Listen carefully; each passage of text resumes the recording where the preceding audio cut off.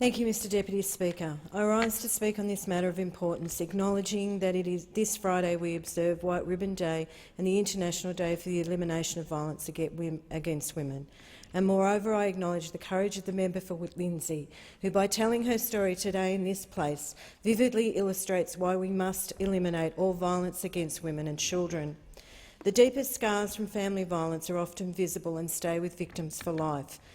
A deep and long-term harm not only to them but to those that can engulf whole families and especially the children. To feel that you are trapped with no recourse, no way to act and no way to go is suffocating and further isolating in itself. The statistics are stark and confronting too.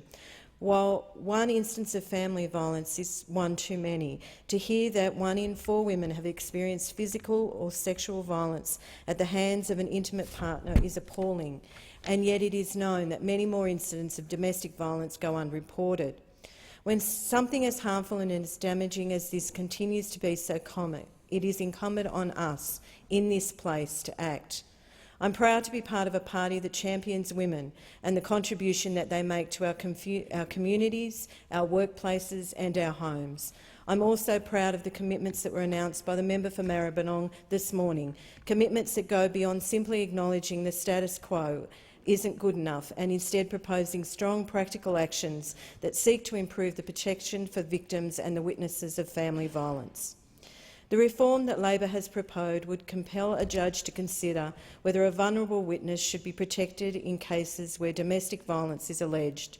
This would mean that where a judge believed the available mechanisms available to him or her under the Family Law Act are insufficient to protect such vulnerable witnesses, the judge will be empowered to direct all unrepresented litigants in the matter to be represented by legal aid, meaning that vulnerable children and women will not have to suffer the cross-examination at their perpetrators.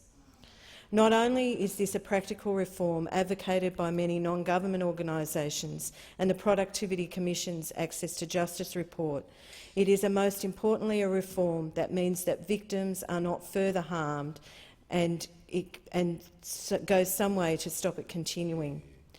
The cuts to frontline community legal services continue to be of great concern in my electorate. By reducing the funding of these services by 30%, it means that fewer women can access the legal support services they need when they are in crisis. And on top of that, the uncertainty of the funding beyond 2017 for the National Partnership Agreement means that there will be fewer places for those fleeing domestic violence to find somewhere to stay. In fact, also, the New South Wales Liberal government's issues with reducing funding for those refuges has meant that there have been refuges closed which were operating for 30 years and doing a fine job. We owe it to every family affected. We need to do more. We can do more to address this, and we should just do it.